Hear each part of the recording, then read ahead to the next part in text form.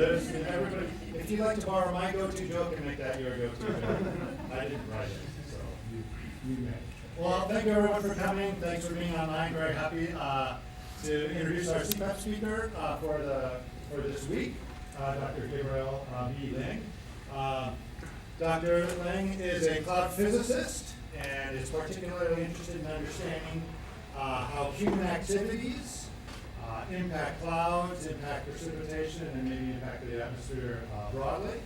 And so to do this work, she combines a lot of remotely sensed information, field observations, etc. And I have a feeling she's going to talk about that a little bit today for us. Dr. Leung got her PhD at Colorado State University and then came and joined us here. She is now a postdoctoral fellow in the AOSS department, and in the fall will be transitioning to a faculty position. So thank you very much for being here, and look forward to the talk.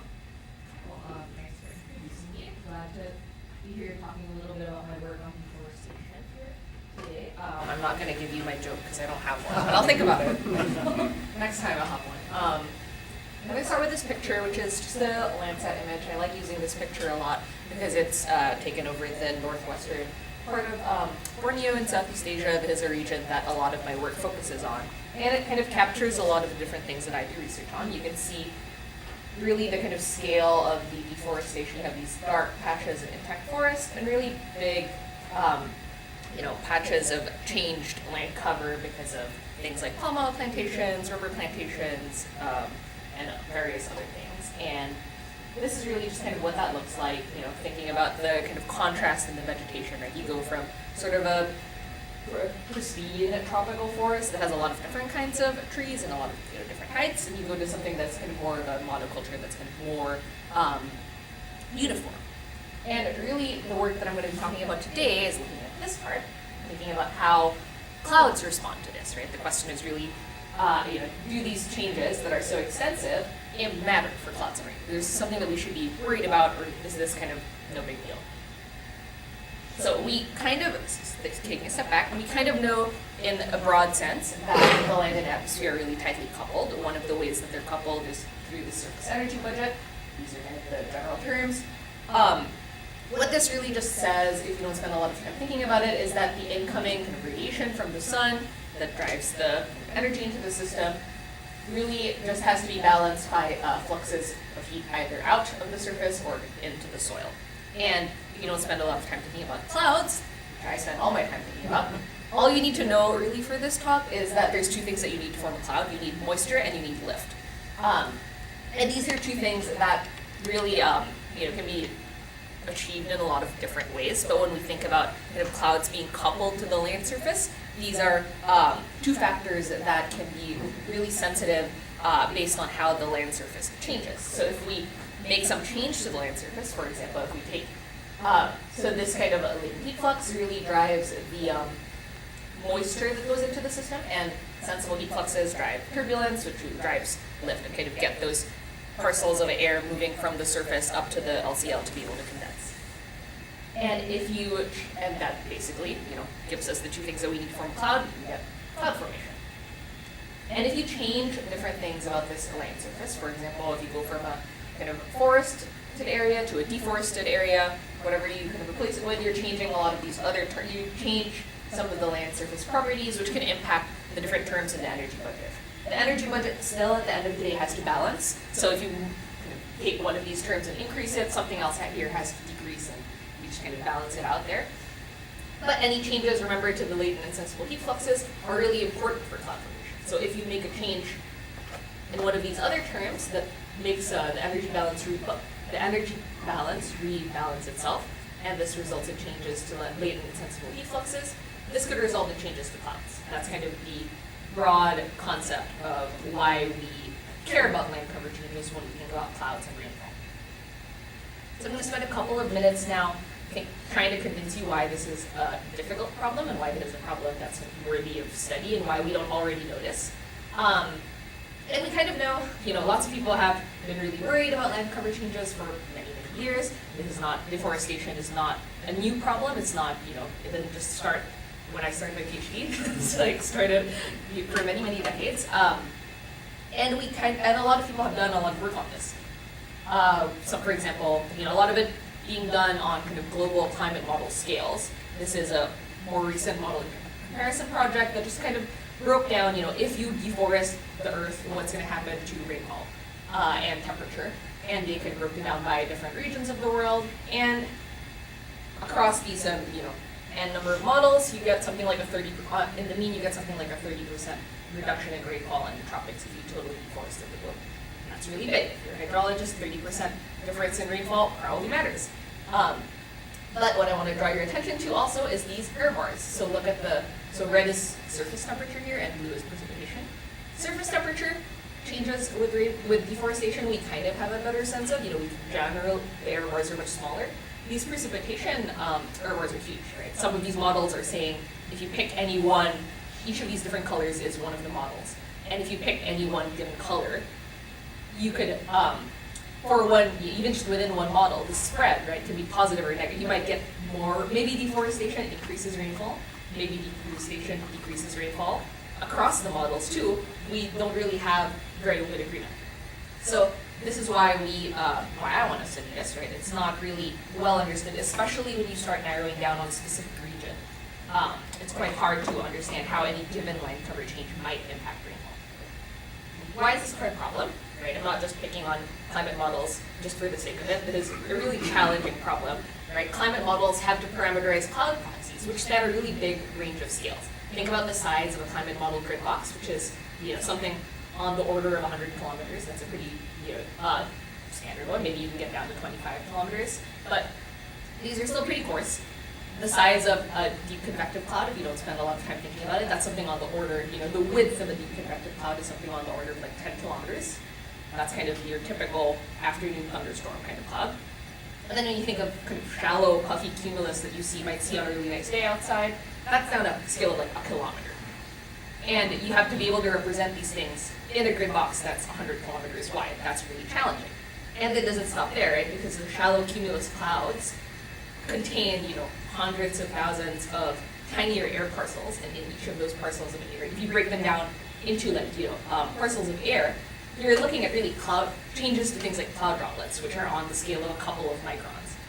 These span, a range of spatial scales that are like 10 orders of magnitude, and we have to be able to take everything that's happening, on the left side of this screen and somehow represent them in a square in a climate model and be able to represent it. So it's a hard problem.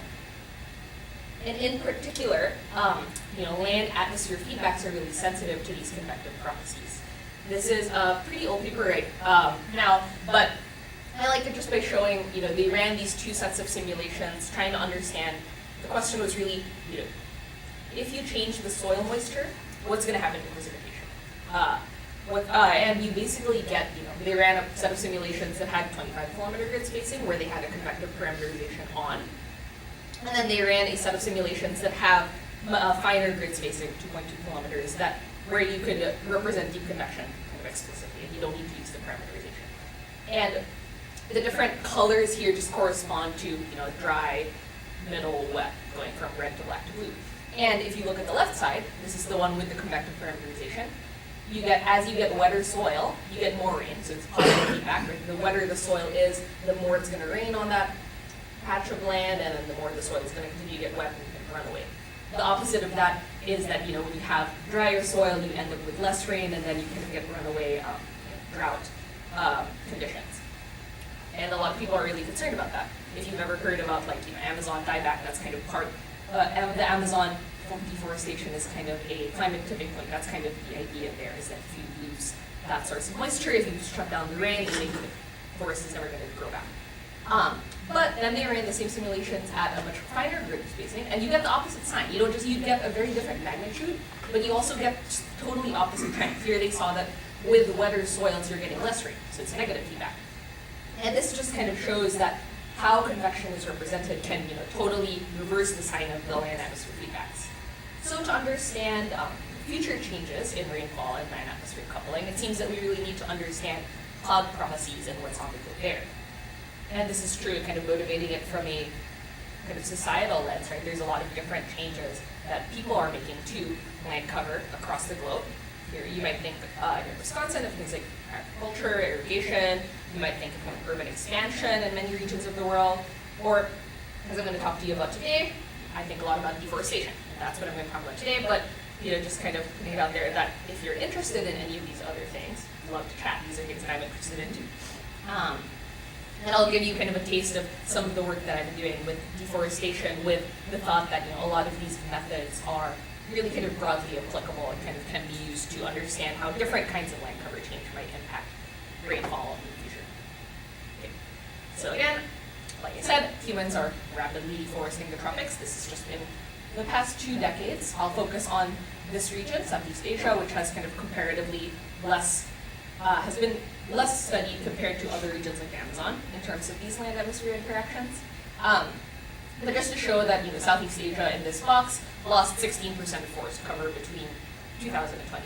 It's a huge, big change in the amount of forest cover in that area. And to understand those impacts, I'll talk today both kind of about 2 studies, one using satellite observations to understand kind of in an integrated sense how the deforestation impacts cloud responses, and then I'll talk a little bit about sort of using very high resolution large eddy simulations to really get at cloud processes to understand kind of the physics of what's going on there. So, starting with this QR code just goes to our paper if you want to look into the details, but basically the question that we're looking at is where and when does deforestation have the biggest impact on clouds over Southeast Asia? And to this we said, okay, well we have 20 years of MODIS data. This is a pretty good record. And we also had this really cool data set, global forest cover data set that was derived from Landsat out of a group from UW that really just has forest cover down to 30-meter resolution over a 20-year period. So we were able to go back, and that's what I was showing you on these plots, this GFC data. That's what it looks like. But we basically want to take these data, right? So we have changes in clouds for MODIS, and we have cloud data for MODIS, we have forest cover data from the GFC data set, and what we want to do is try to understand what change in clouds comes from this forest cover change, which is kind of a statistical attribution problem, really. So you might take kind of the most naive way to do this, and you say, okay, I'm going to look at a pixel in this satellite image, and in year 1, it still has forest. In year 2, it got deforested, and we could just say like, okay, so I'm going to find the change because of deforestation by just subtracting year 2 minus year 1, and then whatever the change in the cloud field is because of deforestation. And immediately, like, alarm bell should start ringing in your mind that this is a terrible way to do this. This is not a very good way to change this. You could probably think of dozens of ways why the clouds might have changed over this period in that given pixel, but are not because of deforestation, right? There's a lot of interannual variability in the climate system. Maybe this is an El Nino year and this is not, or maybe something else is going on. So what we did is we pair basically deforested areas with kind of a control group, which is our kind of intact forest. So something that's nearby, near enough that they sort of experience the same kind of large-scale meteorological conditions, but far away enough that it was not deforested and it's not kind of directly being impacted. And so instead of just looking at this difference, we take this difference, and then we look at the difference between them. So we call this differences metric that is widely used in social science fields, and you might have heard it called many other things. Some people call it like space for time, other things. But basically, the main idea is that we are just taking the change in the cloud cover over deforested pixels and controlled pixels, and then we see the difference between them, and that's kind of this quantity that we call epsilon, which is basically the change in the cloud cover that's because of the deforestation, or that we can attribute in a statistical sense to the deforestation. And this gives us plots that look like this. So where this bottom, we basically take all of these different pixels, we aggregate them by the amount of forest loss, where we put down kind of ones that are relatively intact to ones that really lost a lot of forest cover, and then we take the epsilon, which is just the change in cloud cover. Anything that's positive means that it was cloudier after deforestation. So everything here is cloudier after deforestation, everything negative was cloudier before, and we get this really nice clean relationship pop out where you have kind of as you go from no forest loss to kind of more heterogeneous surfaces where you have this kind of interspersed forest and deforested areas, you're getting more cloud cover.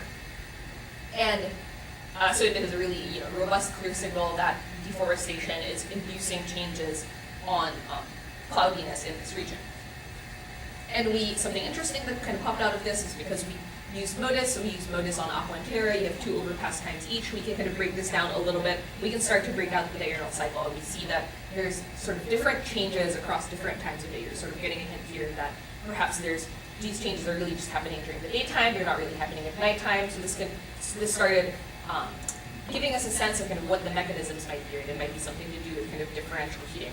And I'll come back to that later on when we start talking about the models. But we also broke down these results across a lot of different other features that we had. So for example, we had values of precipitable water, so we could kind of compare where, really trying to understand not just what the impact of the deforestation is, but also what regions might be more sensitive to changes in the deforestation than others. So we broke this down according to kind of moist versus dry areas, and this basically just tells us that the change in these drier areas here, this brown line, is much more, it's much stronger. When you get to this 80% forest loss, you're talking about something like a 10% change in the annual cloud fraction, which is huge.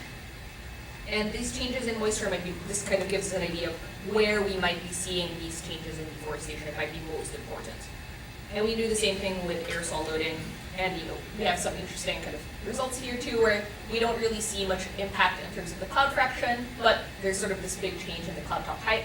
Why we looked at this region of the world is, a lot of the deforestation is often co-occurring with these big biomass burning events. It's often these big peatland burns, these big peat forests that are burned down to be able to then, in subsequent years, use them for kind of agricultural purposes. So there's often this coincidence of the aerosol signal and the land cover change signal, and we're really interested in understanding what was on there. And again, seems like there's some effects where as you have a higher aerosol, you kind of mask this change in the cloud top height, so this is the effect across all of them. But if you just look at the high aerosol loading, you see this really nothing kind of trend. You don't really see that trend, and that's kind of a masking signature, where the high aerosol seems to kind of be masking the changes in the cloud top height. What's driving this is there's a lot of different mechanisms, and we're really interested in trying to understand what they are. But from these data, we can't really draw those conclusions yet. So just kind of summarizing here at the half point. So we use these satellite data to really understand where deforestation might be impacting cloud properties over Southeast Asia. The main kind of headline point is that there are these really robust changes to cloud properties over Southeast Asia kind of associated with this forest loss. But the kind of something that I think is really important is that these changes are not uniform everywhere. You don't just have kind of an overall change in the cloud cover and the cloud cover patterns that we see, but actually there are certain regions that are kind of hot spots of this, and you can have some regions that are more vulnerable than others to this deforestation. And that this maybe depends on things like the background moisture and aerosols of whether they can actually mask those changes or not. Yeah, so just kind of where and when those impacts are strongest really depend on background meteorology and aerosol conditions. So this kind of brings up the question for us, what's going on here? So from the satellite data, we can get this really nice, and you can get this kind of nice overview over 20 years of what the integrated signal is. But we're really interested in, it's really hard to kind of tease out actual causation and what actually is happening. So we used a bunch of large eddy simulations. So we ran these really, really high resolution simulations. They look something like this. Over the course of a couple of days, you can really see a lot of different features of clouds. Here, these are run at down to 150 meter grid spacing, so we're really resolving not just the deep convective clouds, but also down to the shallow cumulus clouds, which turns out to be important, as we'll see later. And we integrated these for a couple of days so that we can get kind of a sense of what the average diurnal cycle of cloudiness and rainfall are in this region. And those are just some model details, but the important thing here is that we ran 2 sets of these simulations. So we ran basically one set of simulations that have land cover from 1960 and one from 2019, where you basically are just replacing a lot of this forest with the deforested wooded grassland surface, kind of meant to be representative. We spent a lot of time kind of matching the surface properties to what existing measurements of things like evaporative resistance and surface roughness that we could find from literature. And this is basically, a big change in the lower surface roughness. So you go from these tall canopies to kind of a smoother, flatter surface. It's more even, lower surface roughness, and also a lower evaporative resistance. So these are something that's quite unique about deforestation in this area is that unlike other regions of the world, right, it's a really wet area. Now, a lot of the tropics is really wet, but this is really, really wet. You have pretty moist soil moistures almost all of the time. Even once you deforest them, you don't necessarily get and then you replace them with these new kinds of vegetation like the palm oil that actually are kind of less good at holding on to water. So if you heat them up compared to a tropical forest, they are more likely to kind of release and transpire a lot more of the moisture out. So this leads to kind of some unique latent heat changes to the latent heat fluxes. Yeah. So from these, and I should say that of these simulations with the two different land cover, we forced them with the same atmospheric background conditions. So we're driving them with the same kind of aerified boundary conditions, and you're basically just running, this is the cool thing about using these kinds of models. You can run a lot of different kind of idealized experiments in the real world, like in that satellite analysis paper. We spent a lot of time trying to do the statistical attribution to be able to get it correctly, to be able to attribute it robustly to deforestation and not to other things. Here we can just do away with that and just say, okay, we are putting in the same atmosphere, at least on the edges, and we're just allowing the atmosphere in the center of our domains to evolve freely and respond to the changes in land cover. So we're kind of playing a what-if experiment. And we can look at the differences in terms of the kind of overall thermodynamic profile, look at what's going on to the atmospheric changes, and we see, so what I'm showing you here is just the difference between the forested and the deforested, so the change that's due to deforestation at 10 a.m. compared to date. And these triangles at the surface just show you the temperature and the dew point. So things that are to the right of this dotted line just means it's warmer or moister after deforestation. And we found that after deforestation, the land surface is warmer. This kind of makes sense as you're getting, the energy is kind of being stuck in the canopy because of that lower surface roughness. But because the energy isn't being transferred to the atmosphere, the lower level atmosphere is being cooler, so you have this big kind of disconnect between the surface is getting hotter, but it's not being efficiently transmitted into the atmosphere. This is really just being driven by those changes. This is really just being driven by those changes in the surface roughness. So you have a smoother surface that's kind of prefers to dissipate energy through kind of outgoing long-wave radiation rather than through turbulent fluxes. But in terms of the moisture, as I was saying, right, there's a kind of unique response for this region. The surface is a lot moister because of enhanced evapotranspiration and because of the kind of moisture is available, so it's warmer and most of that energy goes into evaporating moisture rather than into kind of driving turbulent energy. And this energy is transmitted to the atmosphere, so we have kind of a low-level atmosphere that's cooler but moister. And these are two things that, for clouds, right? Remember what we said we needed to form a cloud is moisture and lift. So you're kind of getting two opposing signals here. So you're getting perhaps more moisture, so that's good for clouds generally, but you're also getting less lift because you have this cooler atmosphere. So you're getting less, the boundary layer develops much more slowly. You're not really getting those turbulent fluxes that are carrying the parcels up to their LCL. So these are two opposite effects, so we really need to understand, which one is going to win out. And to do that, we use TOBAC, which is a tracking package to track individual cloud objects. So over the course of our simulations, we can see, in the animations that I showed you earlier, there were hundreds of thousands of clouds. We really needed to get a way to get a handle on, what the cloud response actually is, and I'm going to show this animation in a second. But this is basically just a cross-section of vertical velocity in our simulations, where there's horizontal and there's vertical, and there's a lot going on here, but you can basically just see this just kind of to give you an idea of how our tracking algorithm works. We basically just can identify different centroids of different updrafts, different clouds. You can think of it as these this contour is just basically showing you the outline of a cloudy updraft, and we can just kind of track it over time, something like this. So we're kind of just following individual clouds. So this represents technological shift where we can just not, instead of just looking over at individual columns, we can actually follow individual cloud objects over time and track them forward and understand what their properties look like and how they change.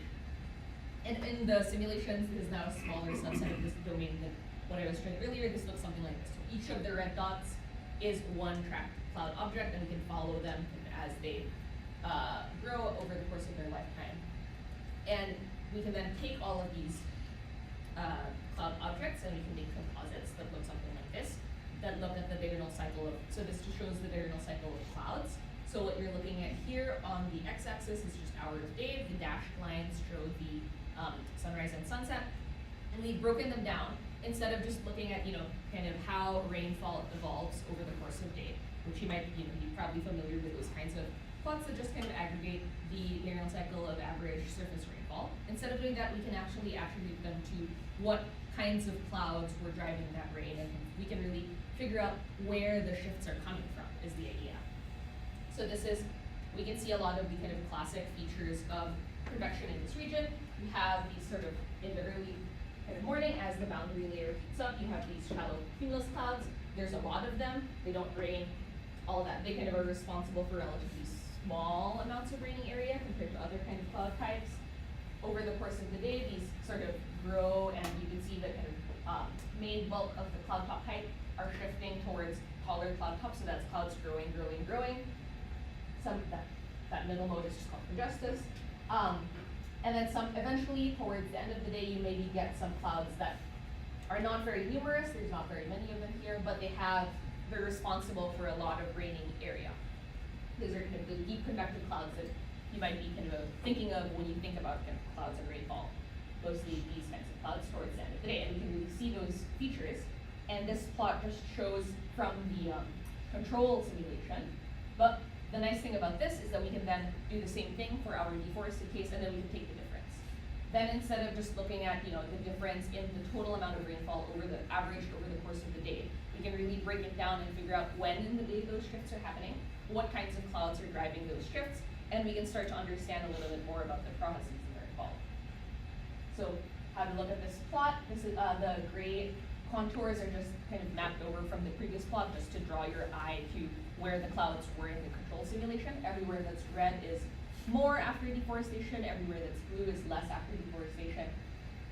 And you can look at this and see something like this, where, for example, for cloud number, we see there's sort of a delayed development. There's the shift towards clouds forming later in the day, as you maybe would, based on the changes to the boundary layer height that we were seeing, kind of the turbulent energy, this seems like the increase in moisture, the moisture environment doesn't necessarily win out over the just kind of less surface forcing. So the lack of lift is really driving this shallow cloud development later in the day, and it's kind of weaker overall. The other interesting feature here is just that when we look at the raining area plot, if you looked at it at a different time of day, so for example, let's say like earlier, we were using our MODIS overpasses that only happened at 10:30 and 1:30 a.m. p.m. So say we only had a view at one time of the day. Here, if you looked here at like 11 and 10:30, you would see more rainy area following deforestation. That's the signal that you would see. But then if you looked in here later in the day, which we don't have an equivalent for in our MODIS overpasses, you would see less raining area. So this is showing that depending on when you're sampling in the day, you're really driving different changes in the diurnal cycle due to clouds. So this is something that if you were only looking at a daily average in the rainfall, you wouldn't be seeing this signal. And these are driving kind of really different different changes for the kinds of clouds. So there's kind of a big increase in the rainy area, but they're coming from shallow clouds that are raining more weakly, so you maybe are getting like a little bit of drizzle more spread out across the whole of the region, as opposed to these big intense thunderstorms, and maybe fewer of these big intense thunderstorms that are really raining really high intensity rain rates. So you have that kind of trade-off, and there's a lot of complexity going on in the deforestation response that's not seen if you don't kind of account for all of those cloud processes that are going on. So that's kind of complexity in the sense of time of day. just that there's differences in the deforestation driving across the different time of day. And you can imagine that, depending on what kind of applications you were interested in and why you were interested in deforestation changes, you might be more interested in kind of one time of the day or another, and these might have kind of different implications for things like surface runoff or certain things like kind of the ecosystem functions. So this is kind of showing that deforestation impacts really differ across the day, diurnally speaking. But we also then disaggregate, this is an average shown across the whole of our domain. But then we also disaggregated them spatially. So try to understand, just looking at the diurnal peak, so this is just the diurnal maximum in cloud cover, and we can talk a little bit about how we can match that up. So this is now accounting for that shift in the diurnal peak. So just comparing, at peak time, what's the difference in the number of clouds over a simulation? Again, everywhere that's red means there's more, everywhere that's blue means there's less. And there's a lot of spatial structure to this. If you kind of step back and remember our overall picture that we were seeing was fewer shallow clouds in the deforested scenario. And if you step back and kind of zoom out, this on average is blue. It's overall like a decrease in the shallow clouds. But there's a lot of spatial structure. There are areas here where there's actually more cloud cover. So we wanted to figure out, okay, what's going on here? And what we found was, if we overlaid the kind of contours just showing where the actual forest loss is happening, well, these shapes line up pretty well. It seems like it matches where the deforestation gradient is kind of strongest. And so we took a cross section. We just did a vertical cross section, just do this box here as an example, but it's true for many other things here. We picked kind of a box where there was a strong gradient in the deforestation, and we get this. We took this. This is just a horizontal cross section and then vertical.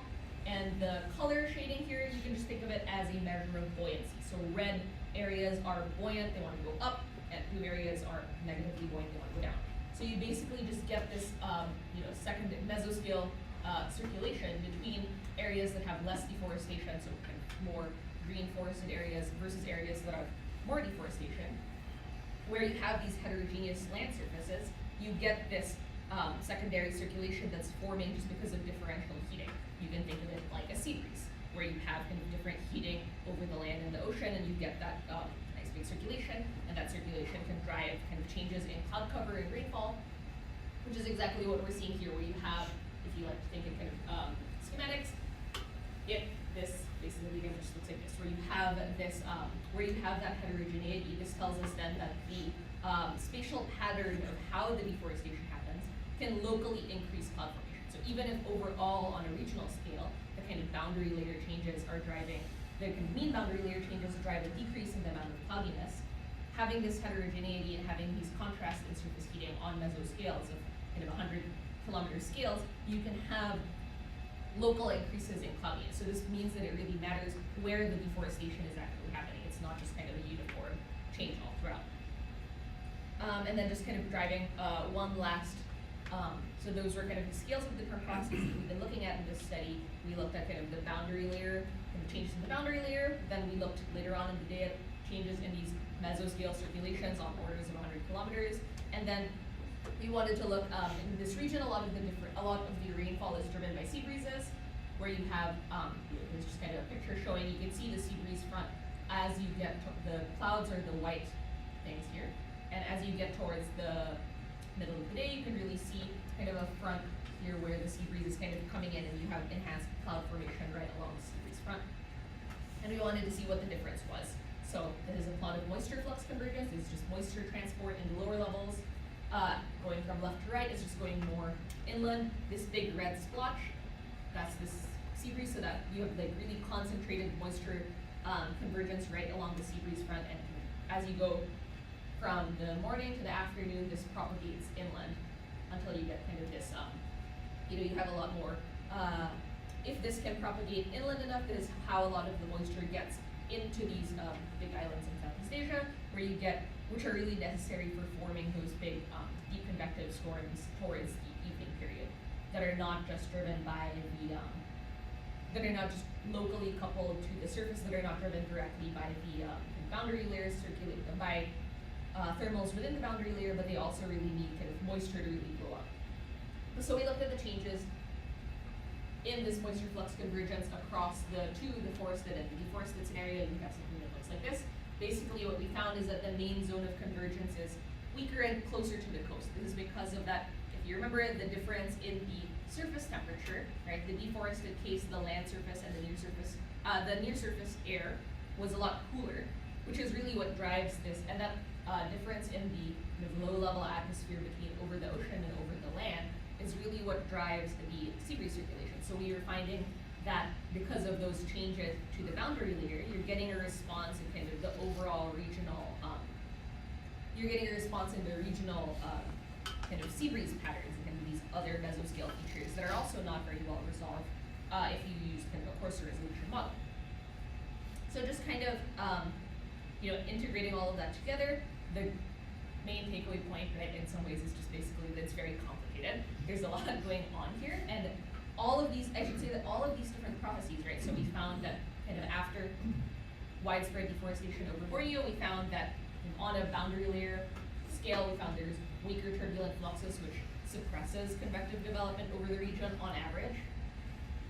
But because of the, kind of depending on where exactly that is relative to the boundary between the forested and deforested areas, you can have these vegetation breezes that locally enhance shallow cumulus clouds, kind of right along the edge between the forested and deforested areas, which is also the signal that we were seeing kind of in our satellite data on a larger time scale.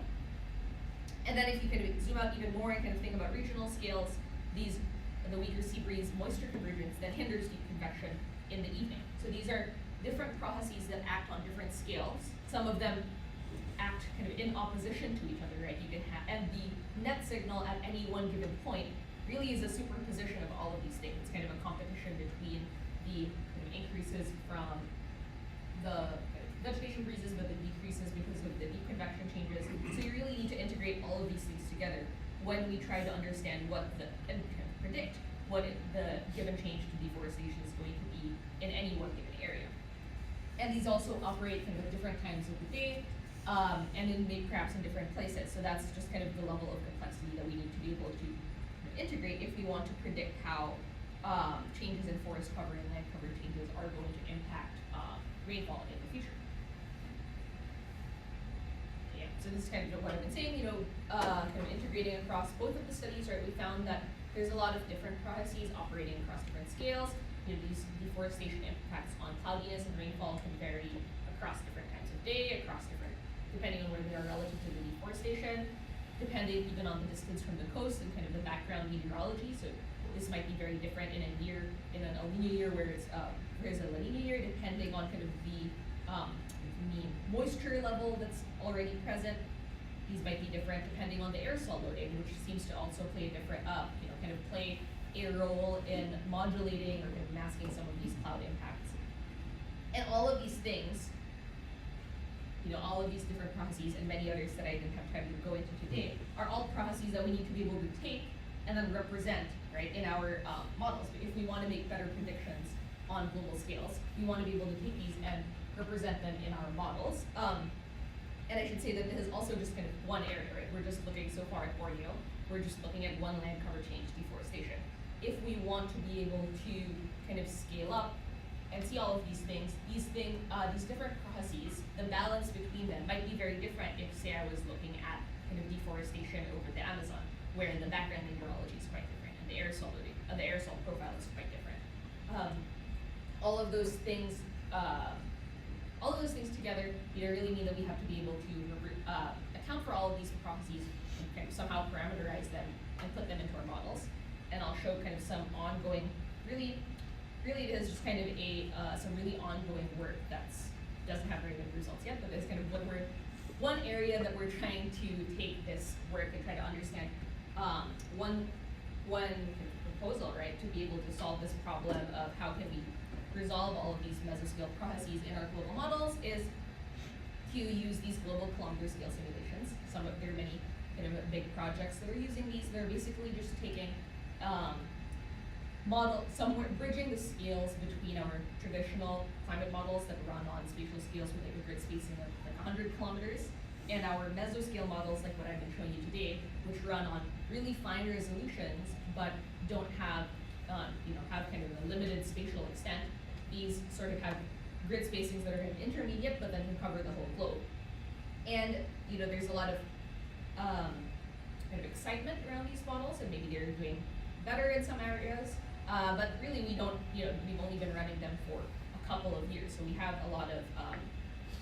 There's a lot of testing that needs to be done to try to understand, what's going on here. So one of the projects that we're kind of working on right now is using, having seen that the diurnal cycle is really important for understanding the impacts of land cover change on convection, and knowing that in these global climate and traditional climate models, the diurnal cycle of convection is an issue that's kind of a pain point that's not very well represented.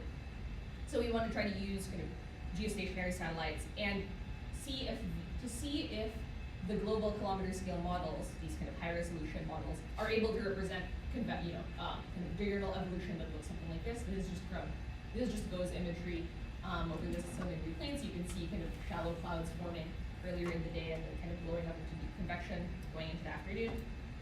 And we're just kind of using a lot of different spatially aware metrics to try to capture, this kind of evolution and put them into kind of spatial terms and to look at the organization and the patterns in these cloud fields, and then to compare them to these kilometer scale models.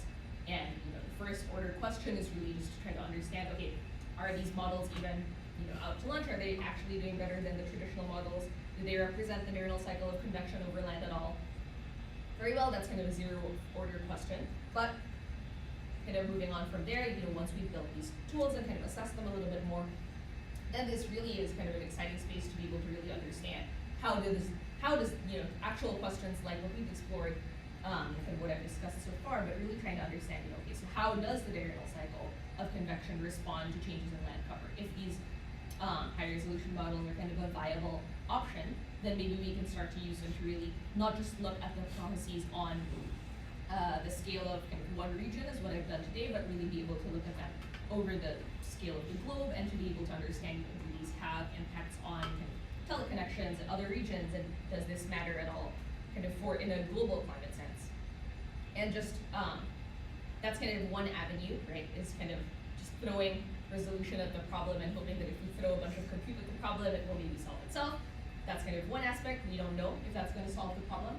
The other kind of avenue is just really understanding cloud processes better so that we can think up better and smarter ways perhaps to represent these and account for these processes in our climate models and kind of in our projections, to be able to understand how a given perturbation might impact things like hydrology or extreme weather or the radiant balance or global circulation.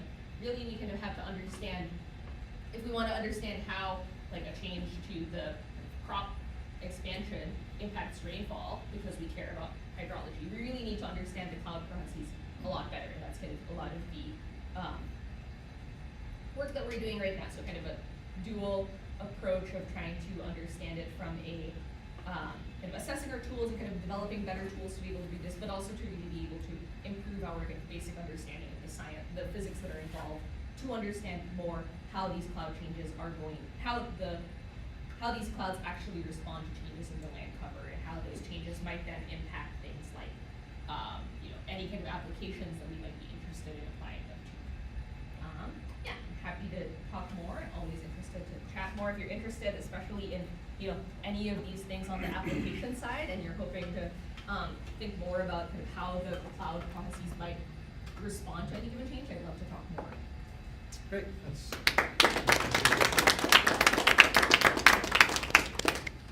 There are some questions from the audience. Those I'll let you just call it.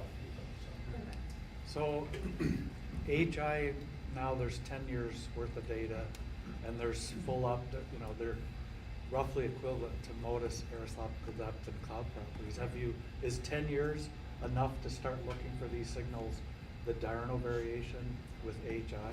I don't know, but I think it might be, which is why we're considering it. I'd have to probably, we'll see if it looks like 10 years is enough to actually come up with robust statistics, but it seems like it might be kind of some very preliminary shows that we are getting some signal.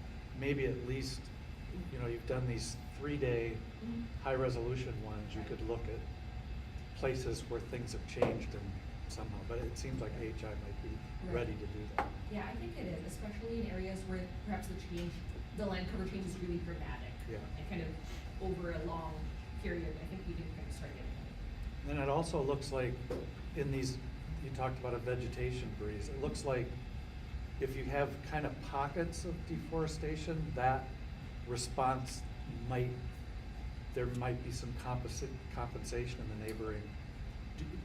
Have you looked at like local pockets of deforestation versus large areas of deforestation? Yeah, we just started looking at this, so we have a paper that's come out last week that was kind of looking at basically changing if you have really tiny pockets of deforestation versus if you have kind of more spatial scale. We haven't tested all of the sensitivity to the scale, but you do get a different response if you have kind of evenly distributed deforestation versus pockets. And I think there's some interesting work to be done in trying to understand like what scales are maybe like optimal. Maybe Right. you could think about this in deforestation, but you might think about it in other things like if you want to think about solar panels and kind of optimal sizing of that kind of thing. That could also be that's kind of the same basic physics, but Yeah. kind of applied to a different idea. Okay. I've got to run to another meeting. Hey, Dean, thanks for a great presentation. I have a naive question. I don't know whether it's a good question to ask or not, but I'm assuming that from the first half of the doc, the data is also high resolution in spatial scale. So this deforestation and cloud responses are very high res data. Could be noisy. Is there a spatial extent or a critical value of area of deforestation that needs to happen to see a signal in the cloud cover, or any pixel by pixel response you would see as well? Yeah, no, that's a great question. We spent a lot of time trying to figure out what as you say, right, the problem is that if you start going down to like 1 pixel at a time, you get a really noisy difference. And we spent a lot of time kind of averaging out, experimenting with different sizes of window. Basically, we take the way we do the way that we do this part, right, and define the kind of control is that we take different sized rings around it. So we kind of take, in this paper, we kind of settled on like a 25-kilometer radius. So we're kind of averaging, that was where we felt that we had sort of enough numbers of pixels in that box to be able to kind of get a good and smooth average, but also to be able to really kind of isolate the it was big enough that it was driving enough of a response in the atmosphere, basically. Thanks. Great talk. Really cool stuff as always. And sorry I'm late, I might have missed it, but I've always been curious about like the high spatial temporal simulations, large data simulation. Did you run it under different conditions in the Madden-Billion oscillation? We haven't yet, but we have some plans to do that. We think that it probably would be really important, right? Because this is kind of where the limits of the kind of limited area models are, right? They're really strong in terms of being able to represent the convective premises really well, but then you get limited and you can't represent maybe their interactions, kind of feedbacks, do those changes then feedback to large scale climate, and then vice versa, kind of how large scale climate feeds back to them. And that interaction is something that with you could design kind of similar experiments to this, but just kind of different large scale forcing. That's one way to do it. That's sort of where the kind of global kilometer scale simulations are pretty exciting, because then you can resolve all of those different kind of climate scale feedbacks maybe more explicitly, and not have to just kind of run a bunch of different tests with the MJO on and MJO off and the DSISO on and like dozens of other large scale climate features that we know are important for weather in this region.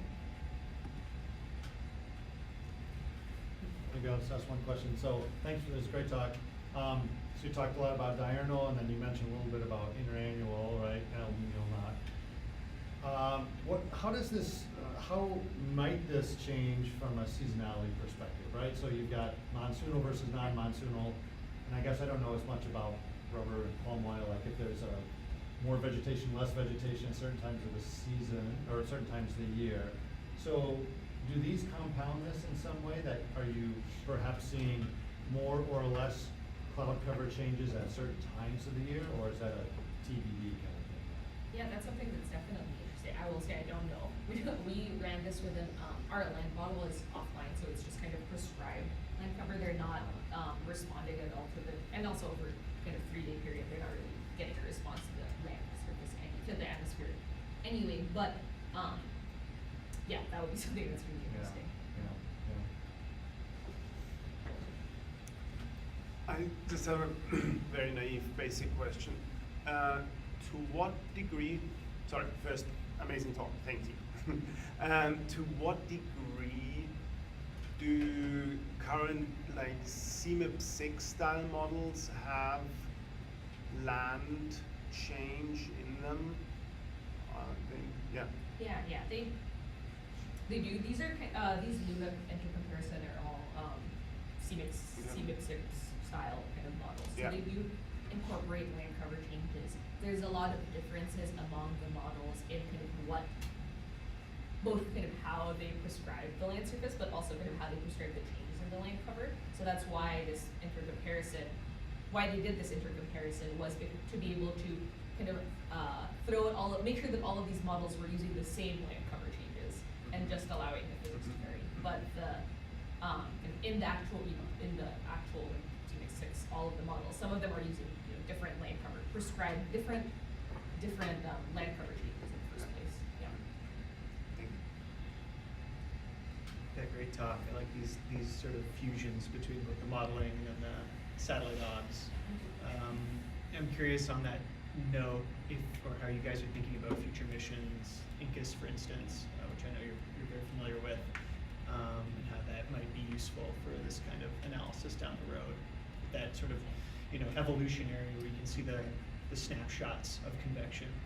Right, yeah, no, I'm really excited about INCUS. For people who don't know, is a big NASA mission. I'm on the science team for that. That's going to be launching in January of next year, hopefully.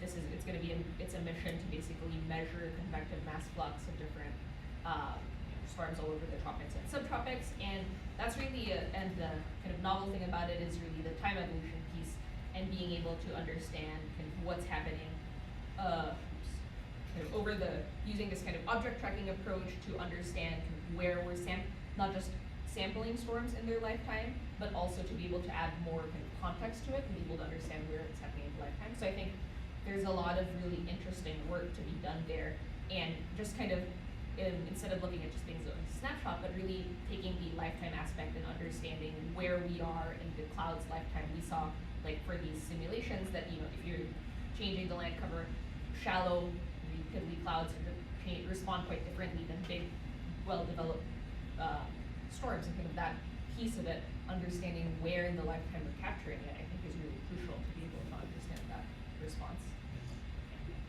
Hopefully it flies for a long, long time and we get lots of statistics like clouds have. Yes. Okay, great. Thanks, everybody. Let's thank B one more time.